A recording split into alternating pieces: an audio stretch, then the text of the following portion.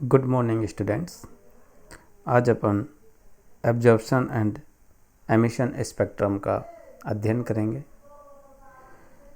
पिछली क्लास में अपन ने इलेक्ट्रोमैग्नेटिक स्पेक्ट्रम के बारे में अध्ययन किया। स्पेक्ट्रम का जो शाब्दिक अर्थ होता है वो होता है रेंज,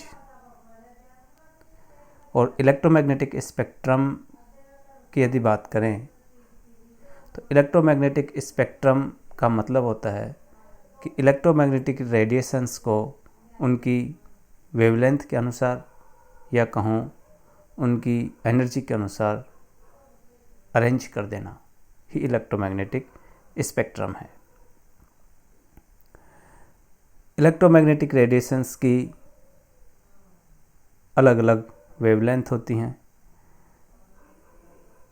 और अलग अलग उनकी एनर्जी होती है। इलेक्ट्रोमैग्नेटिक रेडिएशंस की स्पेसिफिक प्रॉपर्टीज़ अपन ने पिछली क्लास में पढ़ा। उनकी कुछ कैरेक्टरिस्टिक प्रॉपर्टीज़ का अध्ययन किया, जैसे वेवलेंथ, वेव नंबर, फ्रीक्वेंसी। इन सब का अध्ययन अपन पिछली क्लास में कर चुके हैं। आज हम एब्जॉर्प्शन और एमिशन स्पेक्ट्रम का अध्ययन करेंगे। एब्जॉर्प्शन एंड एमिशन स्पेक्ट्रम को समझने के लिए हम ये जो इमेज दिखाई गई है इसका अध्ययन करते हैं। ये कोई एटम है, इसकी ये न्यूक्लियस है और ये ऑर्बिटल्स है। इस एटम के ऊपर जब फिक्स वेवलेंथ या कहूँ निश्चित फ्रीक्वेंसी की रेडिएशंस इस इलेक्ट्रॉन के द्वारा एब्जॉर्ब होती है, incoming photon is absorb by the atom, ये इलेक्ट्रॉन के ऊपर गिरती है, तो ये इलेक्ट्रॉन उस फोटोन की एनर्जी को ग्रहण करके और हाई एनर्जी लेवल में चले जाता है। और इस रेडिएशंस का क्या हो जाता है, इस फोटोन का क्या हो जाता है, एब्जॉर्प्शन हो जाता है। उसी तरीके से ये इलेक्ट्रॉन एक निश्चित ऊर्जा के फोटोन को अवशोषण करके और हाई एनर्जी लेवल में चले गया। तो इसकी वजह से जो स्पेक्ट्रम प्राप्त हुआ उसको अपन कहेंगे एब्जॉर्प्शन स्पेक्ट्रम। और ये जो इलेक्ट्रॉन है एक पर्टिकुलर एनर्जी के फोटोन का ही अवशोषण करेगा। ये उसी फोटोन का अवशोषण करेगा जिसकी एनर्जी इस एनर्जी गैप से मैच करती हो, और ये इलेक्ट्रॉन उस फोटोन का अवशोषण करेगा जिसकी एनर्जी इस एनर्जी गैप से मैच करती हो, यानी fix amount of the energy is absorb by the electron. एक निश्चित एनर्जी का फोटोन ही इन इलेक्ट्रॉन्स के द्वारा अवशोषित होगा, बाकी अवशोषित नहीं होंगे। तो अवशोषण की वजह से जो स्पेक्ट्रम प्राप्त होगा उसको अपन अवशोषण स्पेक्ट्रम या कहूँ एब्जॉर्प्शन स्पेक्ट्रम कहेंगे। अब ये इलेक्ट्रॉन जो हाई एनर्जी लेवल में चला गया, ये यहाँ पर अनस्टेबल है, वापस अपनी मूल अवस्था में आएगा तो ये उतनी ही एनर्जी का उत्सर्जन करेगा। उसको इस इमेज में दिखाया गया है। ये हाई एनर्जेटिक इलेक्ट्रॉन है।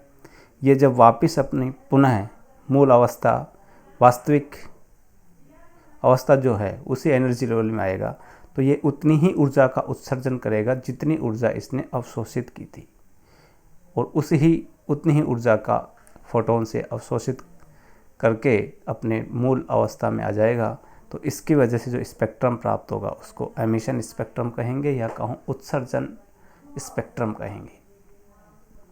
इसी तरीके से ये सेकंड वाला जो इलेक्ट्रॉन है ये उतनी ही ऊर्जा को जितनी अवशोषित की थी उसको इमिट करके अपनी मूल अवस्था में आ जाएगा, और इसकी वजह से जो स्पेक्ट्रम प्राप्त होगा वो भी उत्सर्जन स्पेक्ट्रम होगा।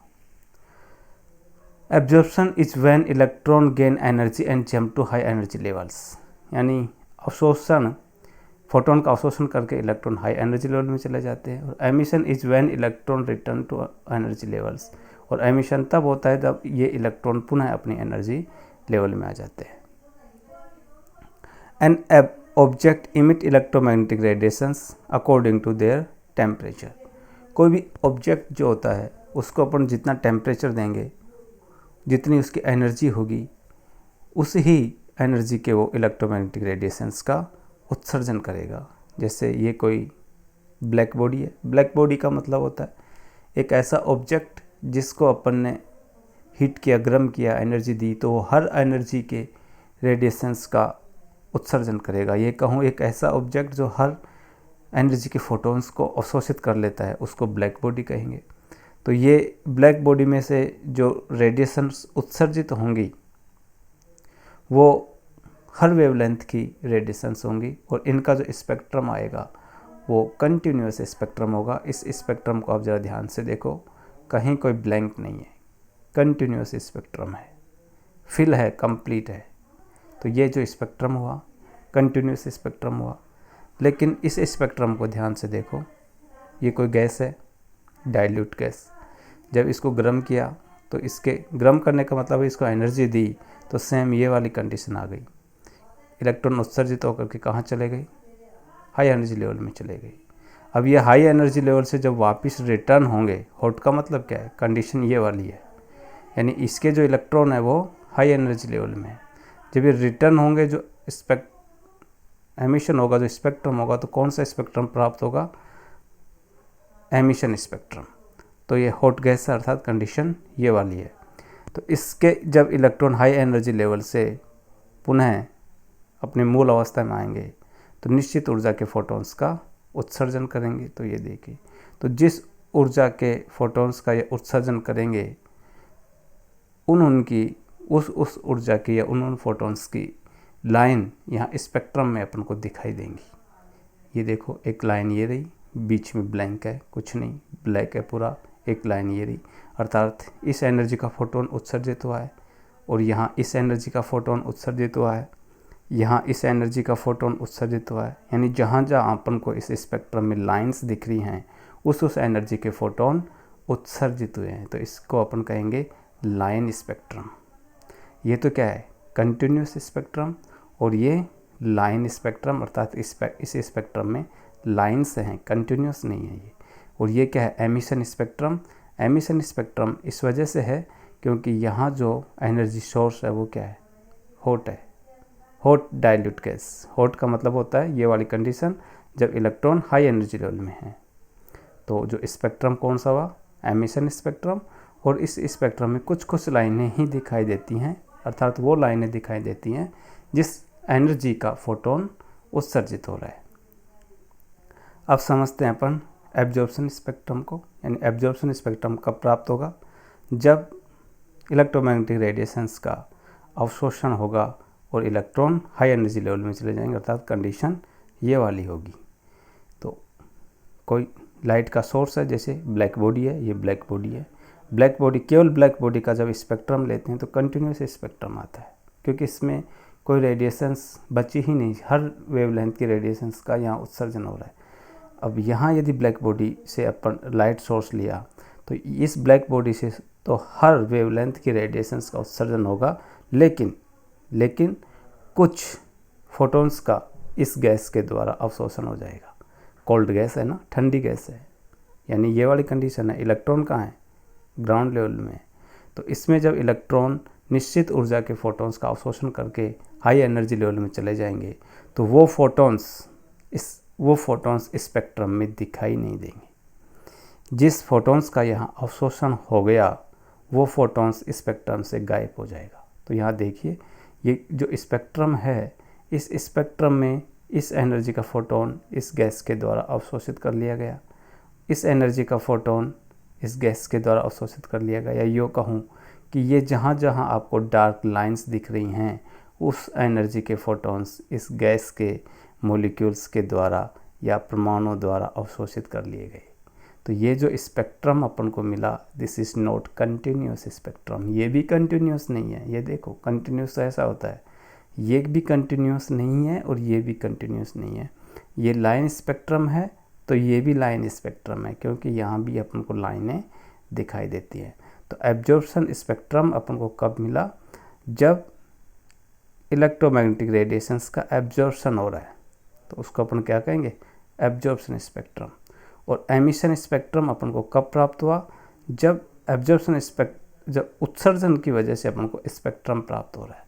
ऐसा स्पेक्ट्रम जो इलेक्ट्रोमैग्नेटिक रेडिएशंस के किसी सोर्स के द्वारा इलेक्ट्रोमैग्नेटिक रेडिएशंस का उत्सर्जन होता है और उसका जो स्पेक्ट्रम अपन को मिलता है तो उसको अपन उत्सर्जन स्पेक्ट्रम कहेंगे।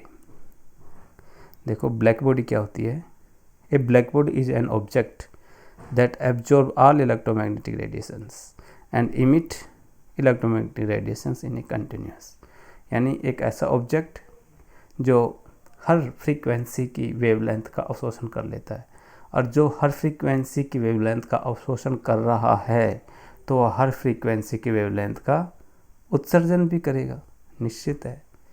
तो ये ब्लैक बॉडी, और ये अपन ने समझा एब्जॉर्प्शन और एमिशन स्पेक्ट्रम के बारे में। अब यहाँ पर कुछ न्यूमेरिकल प्रॉब्लम्स हैं, उनको सॉल्व करते हैं। Calculate the frequency and energy of a photon. कोई फोटोन है, उसके अपन को फ्रीक्वेंसी और एनर्जी कैलकुलेट करनी है। वेवलेंथ यहाँ दी हुई है, वेवलेंथ कितनी है, 60,000 एंगस्ट्रॉम। इस वेवलेंथ का कोई फोटोन है, उसकी अपन को फ्रीक्वेंसी निकालनी है और फिर उसकी एनर्जी निकालनी है। अपन अच्छे से जानते हैं कि energy E is equal to h mu होता है।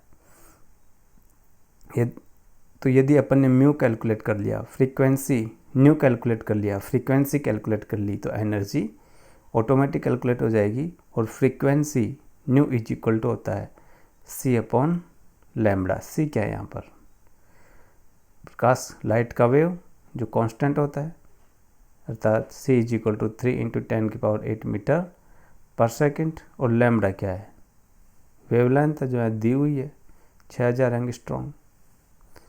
तो न्यू लैम्बडा को यदि अपन ने मीटर में कन्वर्ट करें तो इसको 10⁻10 से मल्टीप्लाई कर देंगे, वैल्यू को यहाँ प्लेस किया तो nu is equal to 3 into 10⁸ upon 6000 into 10⁻10। अपने पास जो इसकी फ्रीक्वेंसी आई वो आई 5 इंटू 10⁻14 पर सेकेंड। ये इसकी फ्रीक्वेंसी आ गई। अब इस फ्रीक्वेंसी से अपन एनर्जी कैलकुलेट कर लेंगे। Energy is equal to E is equal to क्या होता है, एच न्यू। एच क्या है, प्लांक कांस्टेंट है, जिसकी वैल्यू ये दी हुई है। Planck constant is equal to 6.625 into 10⁻34 joule second. और जो फ्रीक्वेंसी है उसकी वैल्यू ये अपन ने कैलकुलेट कर ली। तो एनर्जी इज इक्वल टू हो जाएगा ये 6.625 इंटू 10⁻34 इंटू 5 इंटू 10⁻14। इसको जब कैलकुलेट किया तो जो एनर्जी की वैल्यू निकल कर के आई वो 3.3125 इंटू 10⁻19 जूल। तो इस तरीके से अपन को यदि किसी फोटोन की वेवलेंथ दे दे और एनर्जी और फ्रीक्वेंसी कैलकुलेट करवाए तो अपन इजीली कैलकुलेट कर सकते हैं। उसी तरीके से ये दूसरी problem, what is the energy of a photon. यहाँ केवल एनर्जी ही पूछी है, किसी फोटोन की क्या कैलकुलेट करनी है, एनर्जी कैलकुलेट करनी है। और वेवलेंथ उसने अपन को नैनोमीटर में दे दी। तो ई इज इक्वल टू क्या होता है, एच म्यू। म्यू इज, और इसको यदि अपन और ओपन करके लिखे तो न्यू इज इक्वल टू होता है C अपॉन लैम्बडा। तो ई इज इक्वल टू होगा h c upon lambda. H भी कॉन्स्टेंट है, C भी कॉन्स्टेंट है, लैम्बडा की वैल्यू दी हुई है, नो प्रॉब्लम, इजीली हो जाएगा। एच क्या है, Planck constant 6.63 into 10⁻34 joule second. C क्या है, वेलोसिटी ऑफ लाइट या electromagnetic radiations 2.998 into 10⁸ metre per second. और लैम्बडा क्या है, वेवलेंथ है, इज इक्वल टू 400 नैनोमीटर। और इस नैनोमीटर को जब मीटर में कन्वर्ट करेंगे तो 400 इंटू 10⁻9 मीटर। अब E की वैल्यू कैलकुलेट करनी है तो ये सभी वैल्यू यहाँ पर पुट कर दी। पुट करने के बाद में जो एनर्जी निकल के आई वो 49.72 इंटू 10⁻20 जूल। तो इस तरीके से अपन एनर्जी कैलकुलेट कर सकते हैं। ये आपकी प्रैक्टिस के लिए क्वेश्चन है। कैलकुलेट द वेवलेंथ, आप इसमें वेवलेंथ कैलकुलेट करेंगे और फोटॉन्स की एनर्जी दे दी 1.35 × 10⁻⁻20 जूल। तो एनर्जी कैलकुलेट करनी है, सॉरी वेवलेंथ कैलकुलेट करनी है और एनर्जी आपको दी हुई है। तो E=hc/λ, इसी फॉर्मूले से ये कैलकुलेट हो जाएगा। लैम्बडा कैलकुलेट करना, एक E की वैल्यू आपको दी हुई है, H कांस्टेंट है और C भी कांस्टेंट है। इस तरीके से ये आपको घर पर प्रैक्टिस करनी है। थैंक यू डियर स्टूडेंट्स, आज इतना ही, आप बाकी कल पढ़ेंगे।